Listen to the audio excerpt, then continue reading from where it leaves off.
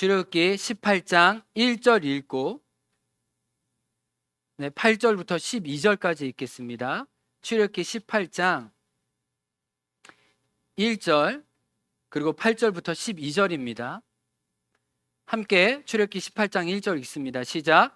모세의 장인이며 미디안 제사장인 이드로가 하나님이 모세에게와 자기 백성 이스라엘에게 하신 일 곧 여호와께서 이스라엘을 애굽에서 인도하여 내신 모든 일을 들으니라. 8절입니다. 같이 읽습니다.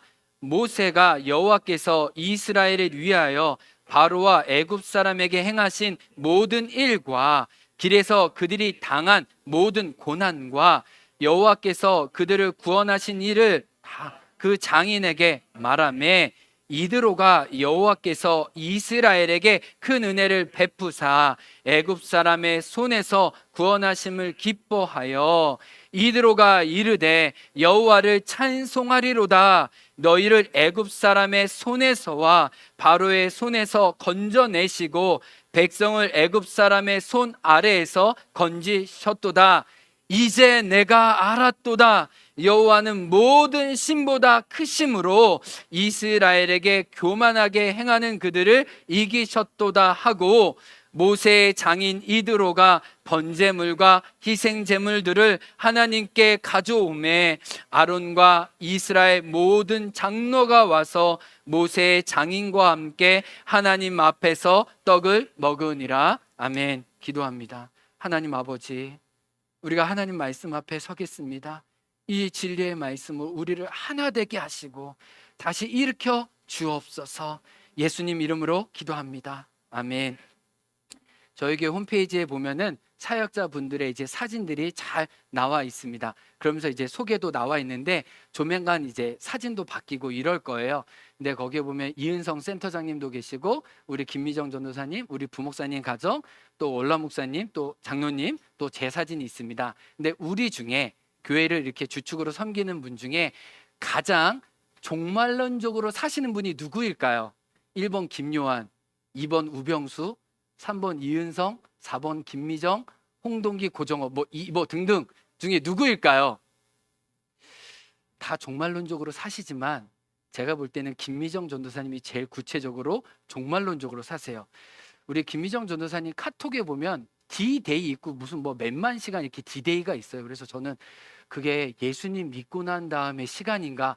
아니 그 뭐 기념일이면 대부분 뭐 몇백일 뭐 몇일인데 한 몇만 시간 정도 되는데 그게 D-데이마다 깎여요. 그래서 혹시 전도사님 죄송한데 이게 지금 무슨 D-데이인지 좀 제가 알고 싶은데 의미 있는 날을 이렇게 기억하시는 것 같은데 제가 좀 뭔가 축하를 좀 해드리고 싶은데 이게 무슨 날이냐고 했는데 그 날들의 특징이 하나씩 깎이더라고요. 어떤 날들의 특징은 뭐예요? 하나씩 더해지잖아요. 365일, 366일 이렇게 가는데 우리 전도사님의 카톡은 하나씩 깎여요. 그런 기능이 있는지는 잘 모르겠는데 그게 뭔가 했더니 전도사님이 내가 이만큼 살겠다 작정하신 거예요. 뭐 이거 아니고요. 이거 아니고 내가 이만큼 하나님 안에서 살겠구나 생각하시고 그 날들의 수를 계산한 거예요. 지금 나이부터. 그리고 하나씩 까는 겁니다. 내 날들이 얼마 남지 않았구나. 그래서 카톡을 보면서 뭐를 느끼는 거예요? 자기 종말을 자기 살아온 유한함을 자기 카톡을 통해 보시는 걸 보고 야 이거 괜찮다. 우리가 언제까지 살지는 모르지만 그 끝은 하나님께 있지만 우리가 그 날을 바라보고 매일매일 살아가는 것은 정말 소중한 거겠구나라는 생각을 해봤어요. 제가 오늘 솔직히 일부 예배 때 설교를 중심으로 설교를 했어요.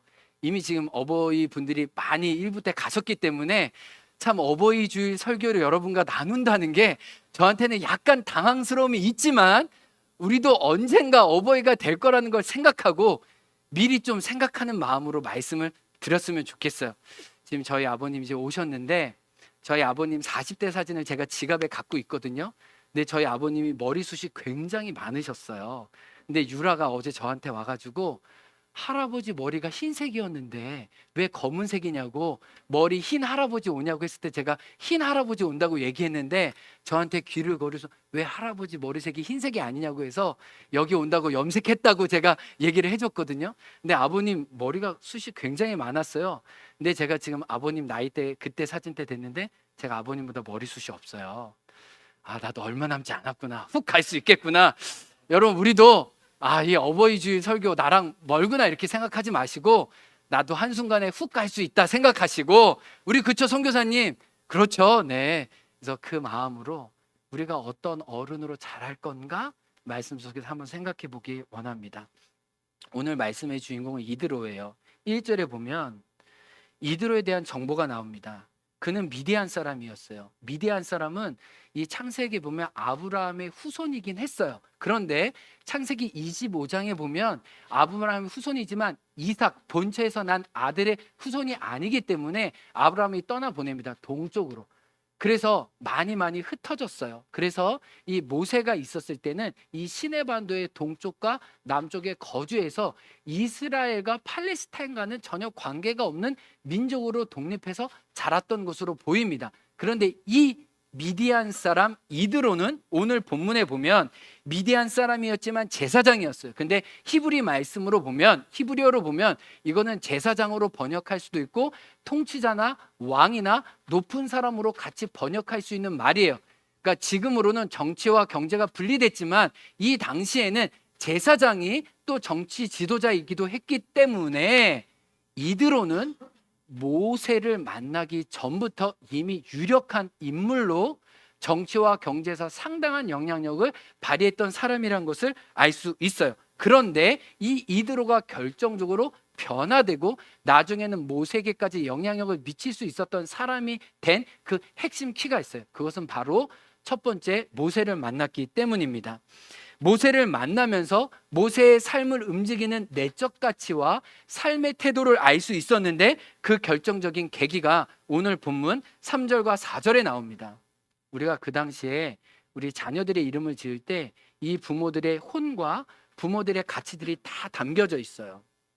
우리 김양희 목사님 우리 자녀 이름이 정치 경제거든요. 그래서 정치 경제를 잘 해라 이 마음이에요. 뭐 한번 들어보는 순간 잊혀지지 않잖아요. 우리가 주의 주호 이렇게 다 이름 부를 때 각 부모의 뜻이 있습니다. 다 자녀 이름 지을 때. 근데 고대에는 다 종교적으로 이 부모님의 영성을 담아서 지었어요. 그러니까 그 이름을 통해 그가 믿는 신을 알았어요. 우리 다니엘이 이 바벨론에 끌려갔을 때 이 느부갓네살 왕 환관장이 그의 이름을 지어줬는데 베드사살이라고 이름 지었습니다. 그것은 그 당시 신의 이름이었어요. 그러니까 우리가 구약에서 보면 모든 구약의 인물들은 다 그 내면의 종교성과 이 그 신에 대한 갈망함들이 그 안에 있는 거예요.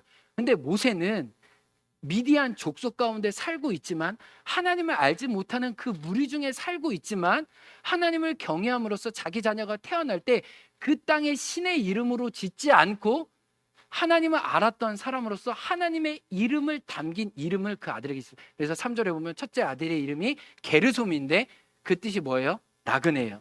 그건 다만 내가 애굽 땅을 떠나서 또 약속의 땅을 떠나서 내가 이 미디안 족속에 내가 나그네로 있다. 1차적으로는 이 의미지만 더 깊게 나가서는 아브라함이 그랬고 나중에 요셉까지 믿음의 조상들이 약속의 땅에 거했지만 그 땅을 뭐라고 규정했어요? 나그네라고.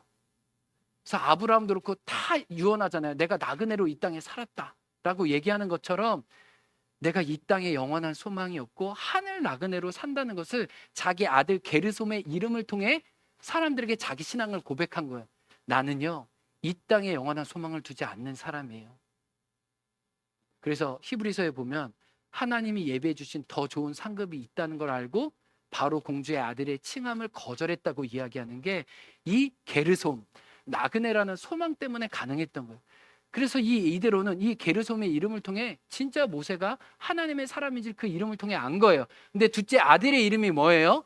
엘리에셀인데 하나님이 도우셨다라는 뜻이에요.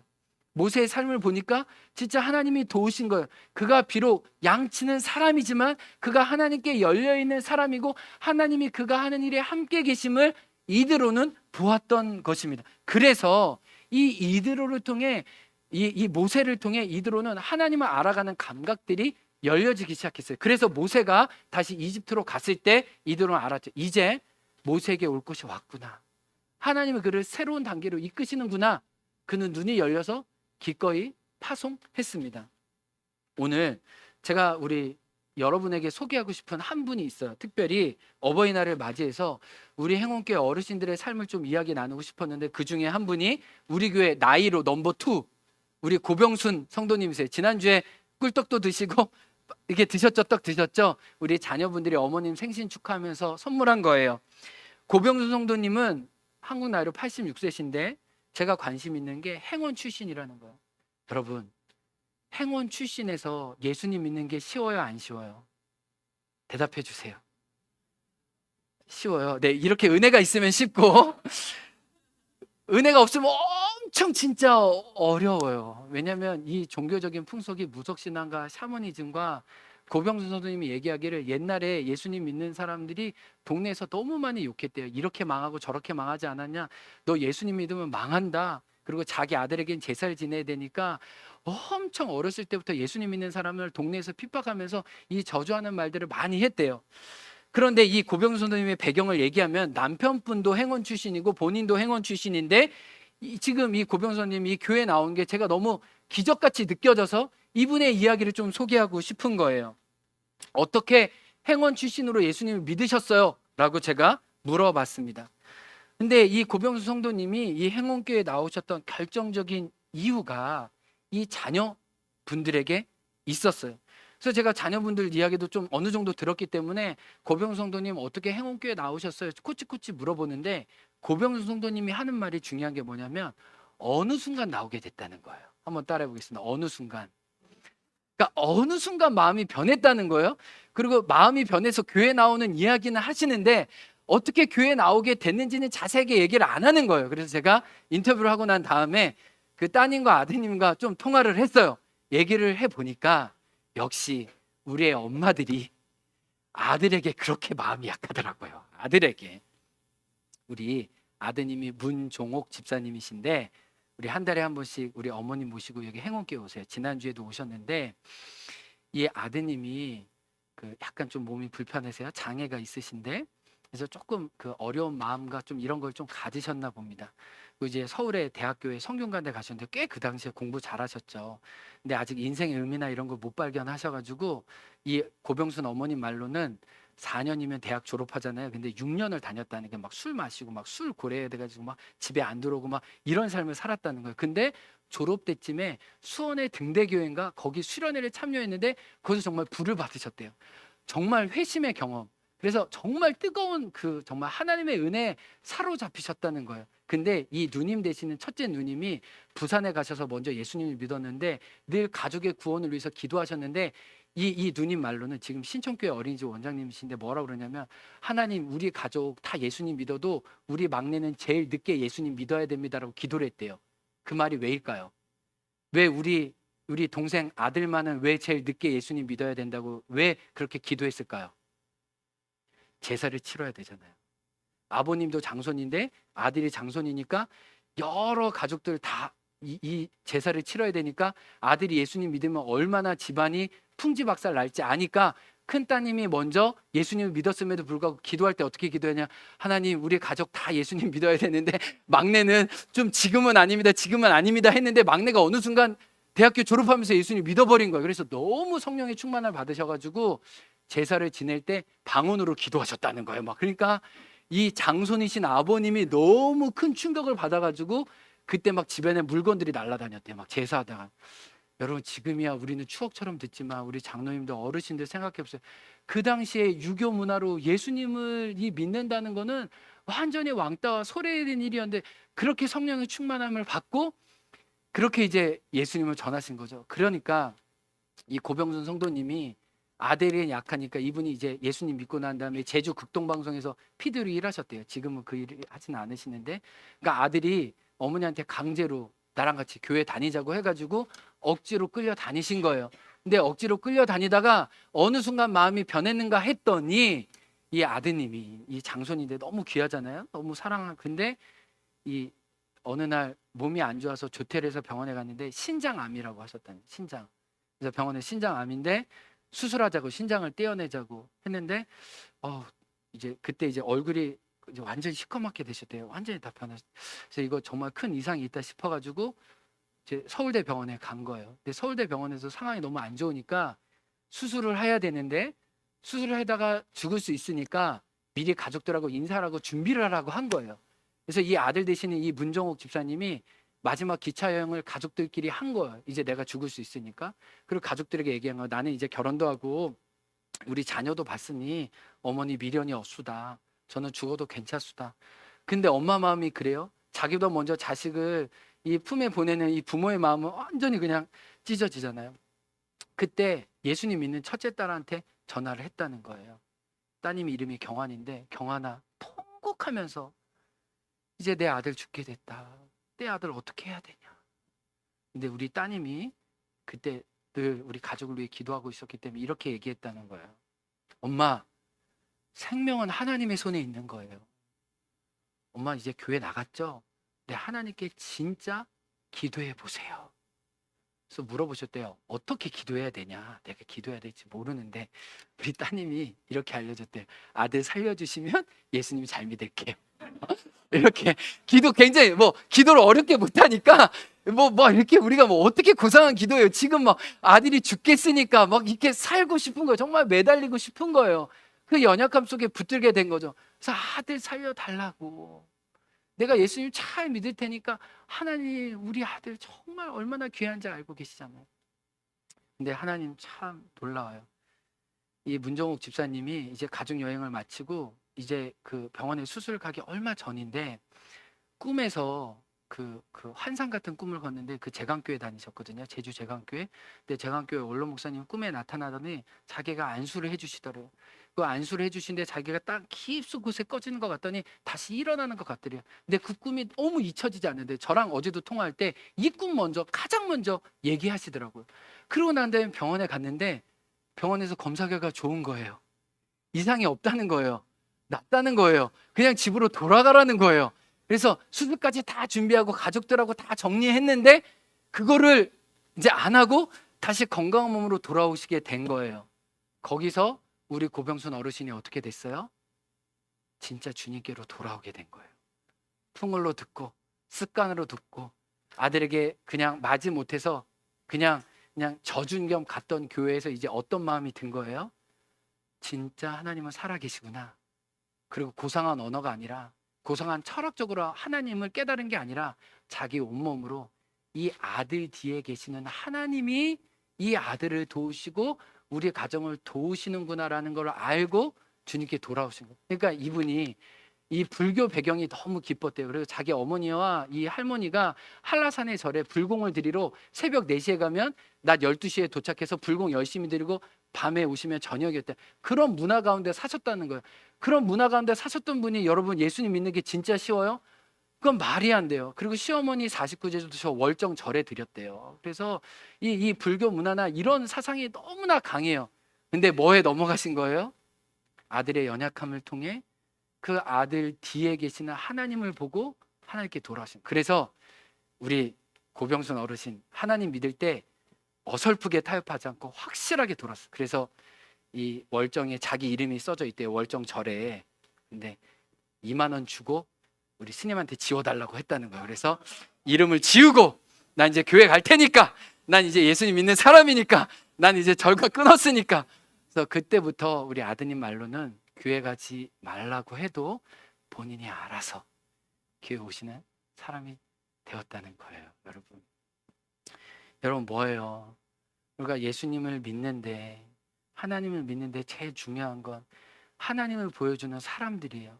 그게 내 가장 옆에 있는 부모님일 수 있고 가족일 수 있다는 거예요. 우리가 기도하기 원해요. 우리 한 분 한 분이 내가 나이 들어가면서 나에게 믿음의 영향력을 줄 수 있는 사람이 많아지기 원하고, 또 그분들에게 내가 많은 영향을 미칠 수 있는 하나님의 사람이 됐으면 좋겠어요. 이드로가 모세를 통해 하나님을 알았던 것처럼 여러분 통해 또 다른 이드로가, 또 여러분이 이드로가 돼서 또 다른 누군가에게 하나님을 알려주는 귀한 역사가 있기를 주의 이름으로 축복합니다.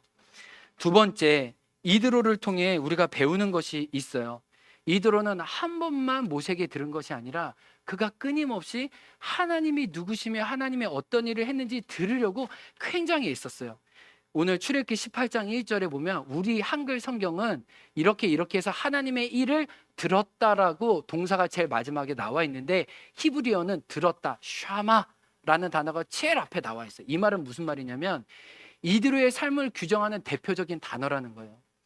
이드로는 모세를 만난 순간부터 모세 뒤에 계신 하나님을 향해서 들으려고 했고, 그리고 애굽이 멸망했다는 이야기를 듣고 난 다음부터 계속해서 자기의 눈과 손과 발과 온 몸으로 하나님이 어떤 분인지 들으려고 굉장히 애썼습니다. 그래서 먼 소문을 듣고 난 다음에 이제 자기 자녀들과 손주들을 이끌고 이제 시내산으로 가요. 일부러 무엇을 하려고요? 하나님의 이야기를 듣기 위해서. 그래서 오늘 8절 말씀에 보면 이런 말씀이 나옵니다. 한번 앞에 화면 따라 읽습니다. 모세가 여호와께서 이스라엘을 위하여 바로와 애굽 사람에게 행하신 모든 일과 길에서 그들이 당한 모든 고난과 여호와께서 그들을 구원하신 일을 다 그 장인에게 고하매. 지금 잘 보세요. 애굽에서 어떤 일을 행하셨는지 모세는 이들에게 얘기했습니다. 그리고 광야에서 어떤 고난이 있었지만 그 고난에서 자기 백성을 어떻게 치료하면서 먹이시고 입히셨는지를 또 얘기하고 있어요. 그래서 하나님의 풀 스토리를 모세는 이드로에게 이야기하고, 이드로는 신분이 높은 사람이었지만 신분상 어른이었지만 철저히 듣는 자리에서 하나님의 일하심에 이렇게 주목하고 있어요. 자기 귀를 내어드리고 있다는 거예요. 이드로는 하나님이 하신 일로 자기 영혼을 풍성케 했어요. 하나님이 누구시며 하나님이 어떤 일을 행했는지 감격할 준비로 모세에게 나아갔던 거예요.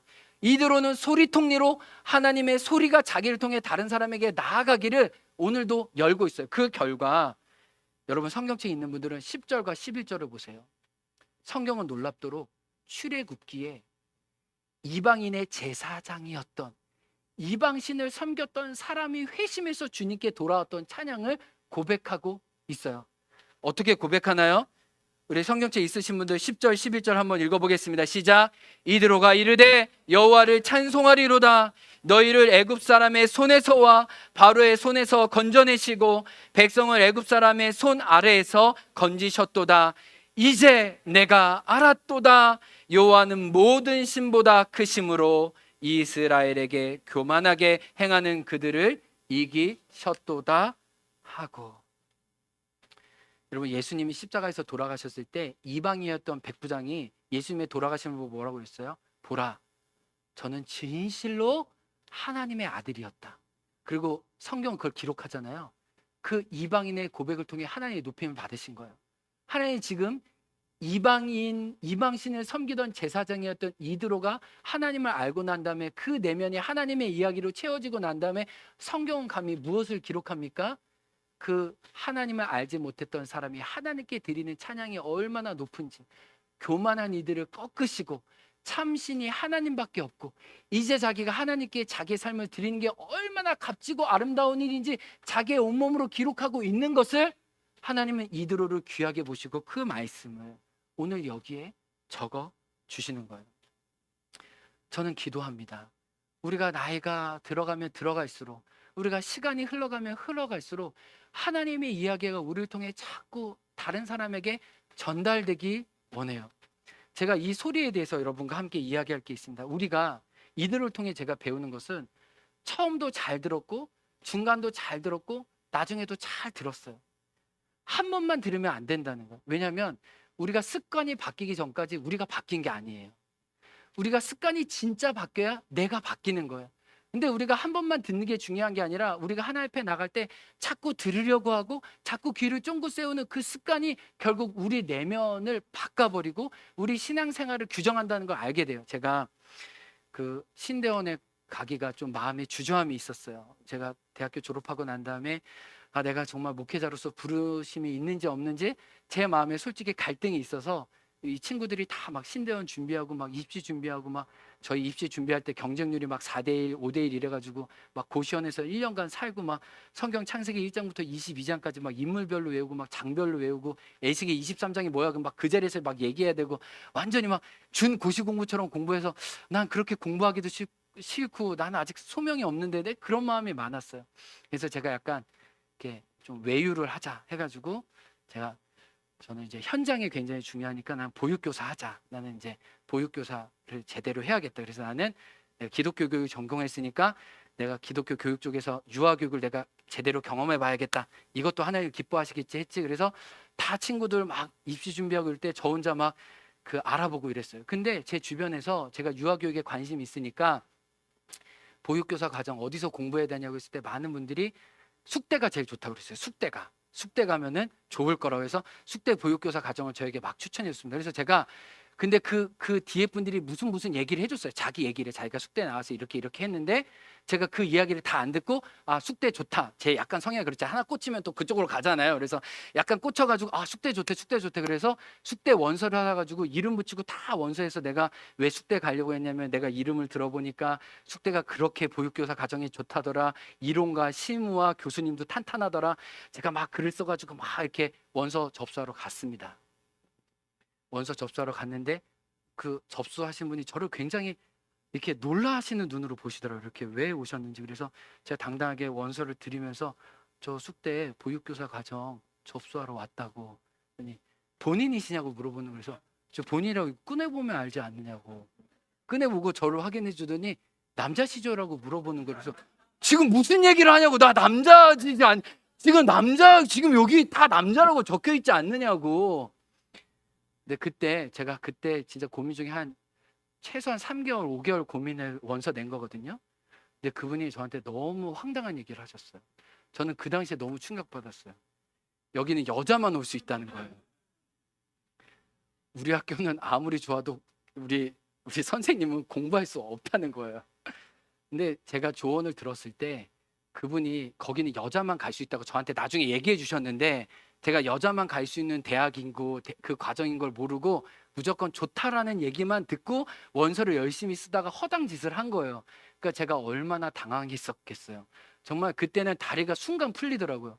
왜냐면 남들이 가려고 하는 길에서 다른 길을 걸어갔는데 그 길만 보고 와서 원서를 내서 이제 합격만 기다리면 나는 좋은 선생님이 되겠구나 생각했는데 그 과정을 밟을 수 없다고 얘기할 때 제가 제 자신에서 끝까지 잘 들을 거.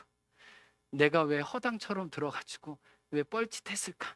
그래서 결국 이제 한양대 보육교사 과정으로 가가지고 제가 다짐을 했어요. 그때 여자가 99명, 남자 저 혼자 1명.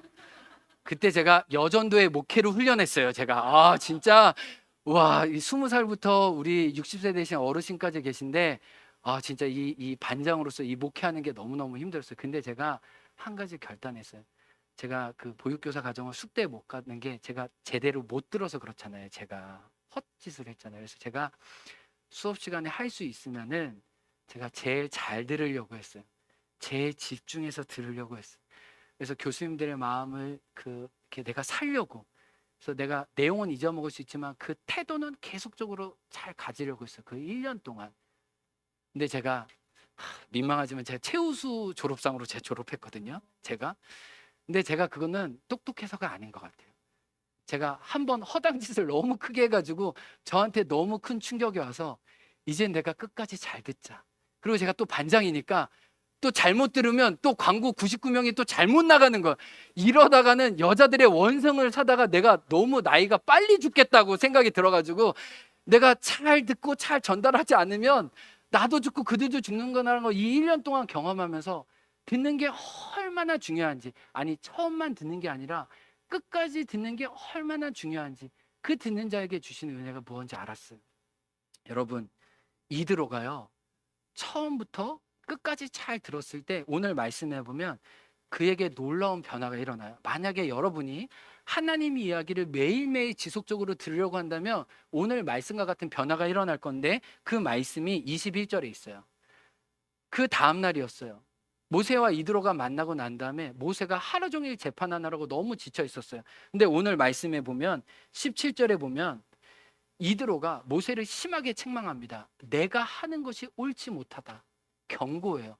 영적인 권위자로 모세 앞에 씁니다. 그러면서 너 혼자 일을 어떻게 감당하겠냐. 이 일을 하면 너도 지치고 이스라엘 백성도 다 같이 침몰하게 될 텐데 너는 사람을 세우라. 그래서 21절에 보면 어떤 사람을 세우라고 얘기해요? 능력 있는 사람을 세우라고 얘기해요. 이드로는 하나님의 이야기를 듣고 하나님을 찬양합니다. 그리고 이 세상과 사물을 바라볼 때 하나님의 기준으로 바라보는데 21절에 능력 있는 사람, 어떤 능력 있는 사람이래요? 이전에 세상의 기준으로는 똑똑한 사람, 공부 많이 한 사람, 말 잘하는 사람, 전쟁 잘하는 사람, 뭔가 빵빵한 배경이 있어 사람들이 볼 때 우와 박수 칠 수 있는 사람, 능력 있는 사람이 아니라는 거예요. 이드로가 감히 하나님을 경외하는 마음으로 새로운 관점은 뭐라고 얘기해요? 21절에 능력 있는 사람들은 바로 하나님을 두려워할 줄 아는 사람이다. 너가 같이 일하려고 하면 이전에 너처럼 말 잘하고 똑똑하고 전쟁 잘하고 위대한 사람을 뽑을 것이 아니라 지금 너가 하나님을 경외하는 것처럼 하나님을 두려워할 줄 알고 하나님 앞에 벌벌 떨 줄 아는 그 사람을 너와 함께 리더로 세우라. 여러분, 이거는요, 이드로가 정말 하나님 보시기에 새로운 관점을 가졌기 때문에 이런 영적인 조언을 할 수 있었어요. 그가 육신적으로 똑똑하거나 그냥 다만 인생을 많이 살아서 이런 조언을 한 것이 아니라 이드로의 삶에 정말 하나님 앞에 철저하게 무릎 꿇었기 때문에 인생에서 가장 중요한 기준이, 그 사람을 볼 때 가장 우선순위 되는 기준이 하나님을 경외하는 것임을 알았고 그 기준을 모세에게 다시 일러주는 사람이 된 것이에요. 그러면서 하나님을 경외하면서 뭐라고 얘기해요? 진실해야 한다. 그래서 말과 행동이 다르지 않는다. 그래서 이 히브리어로 에메트라고 그러는데 아멘이라는 말이 여기서 나왔거든요. 그래서 하나님 말씀에 자기의 온몸으로 아멘할 수 있는 그런 하나님을 두려워하는 사람과 또 뭐라고 얘기해? 21절에 불의한 이득을 취하지 않고 불의한 이득을 미워할 수 있는 사람을 세워서 이스라엘 백성을 함께 다스릴 때 너도 살고 하나님의 백성 이스라엘도 살 것이라고 이야기하는 거예요. 여러분, 우리가 정말 하나님의 이야기와 나의 이야기가 매치되고 연결시켜준다면 내가 내 이야기를 하는 것 같지만 하나님의 이야기가 내 안에서 떨어지지 않는다는 거예요. 여러분, 목장 모임 할 때, 여러분의 자녀에게, 여러분 친구들에게 만날 때 이드로처럼 하나님의 이야기가 여러분에게 가득 차서 여러분의 찬양으로 나오고 여러분의 내면의 가치로 나온다면 누군가 문제를 바라봤을 때 그 문제를 기회로 바꿀 수 있는 영적인 해안과 지혜가 하나님부터 여러분을 통해 온다는 거예요. 저는 감히 소원해요.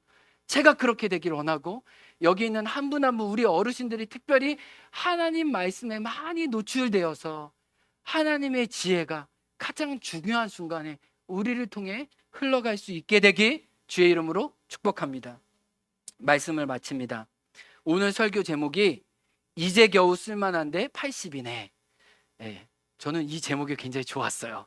늘 제목을 고민하는데, 근데 이 말씀은 누가 하셨냐면 예술의 전당 이 전속 조율사로 일하시는 이종열 조율사분이 이 조율의 시간이라는 민음사에서 책을 내셨는데, 제가 이분의 책도 보고 이분의 이제 유재석과 인터뷰하는 유퀴즈 영상도 봤는데 정말 영감이 많이 들었어요.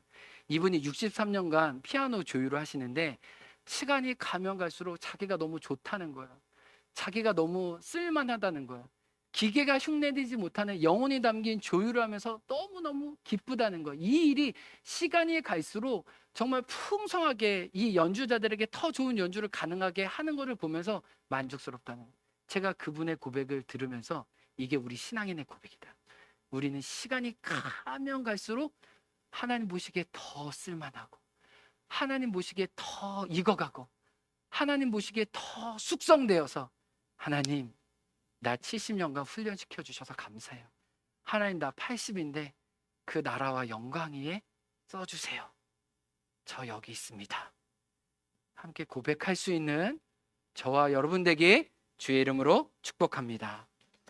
우리 그런 마음으로 함께 찬양으로 나아갔으면 좋겠습니다.